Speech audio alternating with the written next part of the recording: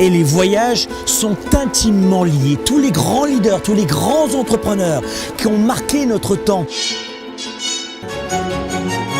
de Mozart à Shakespeare, Steve Jobs, Bill Gates, Richard Branson, tous ont maîtrisé cet art qui est celui de rêver. Même plus que rêver, faites en sorte d'halluciner. Le fait d'halluciner, c'est une porte ouverte à votre futur, au rêve, à la projection de ce que vous voulez vraiment. Le terme halluciner vient du latin hallucinare, qui veut dire voyager dans notre esprit. Ce qui veut dire que quand vous hallucinez, vous voyagez dans votre tête.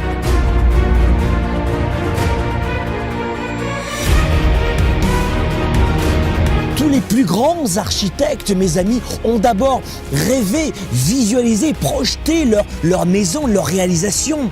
Tout comme Van Gogh, Picasso avaient déjà vu avant leur œuvre d'art, leur peinture dans leur esprit. Le fait d'halluciner est une première compétence que nous avons oubliée parce que lorsque nous étions enfants, c'est ce que nous faisions. Nous ne faisions que rêver, halluciner, affronter des obstacles. C'est d'abord les avoir résolus dans l'esprit.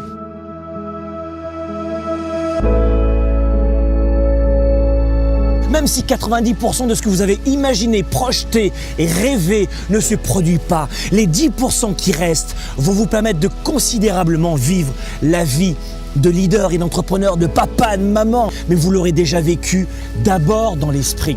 Le fait de voyager dans votre esprit va vous permettre ensuite d'entreprendre et de vivre plus facilement la route physiquement. Et les deux vont s'incorporer. Ne soyez pas statique, restez en mouvement et soyez flexible.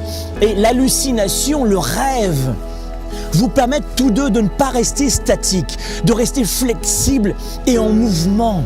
Et d'ailleurs, le fait d'halluciner, le fait de rêver, cela s'appelle triper. Triper, mes amis, ça vient de l'anglais trip, qui veut dire voyager. Voyager, mes amis. On voit d'ailleurs l'analogie entre le fait de rêver, d'halluciner un futur idéal et celui de le vivre concrètement, de passer de ce rêve à la réalité. Et c'est à cela que ça sert de d'abord vivre sa vie dans son esprit, de projeter l'idéal, sans avoir plus aucune crainte et contrainte d'oser rêver même à l'âge adulte. Vous devez devenir des adeptes du voyage. C'est un petit peu comme si vous étiez dans un aéroport et vous voyez les destinations Londres, Amsterdam, Prague, New York, Pékin, Shanghai. Voyagez comme si vous étiez un enfant qui arrive dans un aéroport et qui voit toutes ces destinations et qui à aucun moment ne se dit « ce n'est pas fait pour moi ».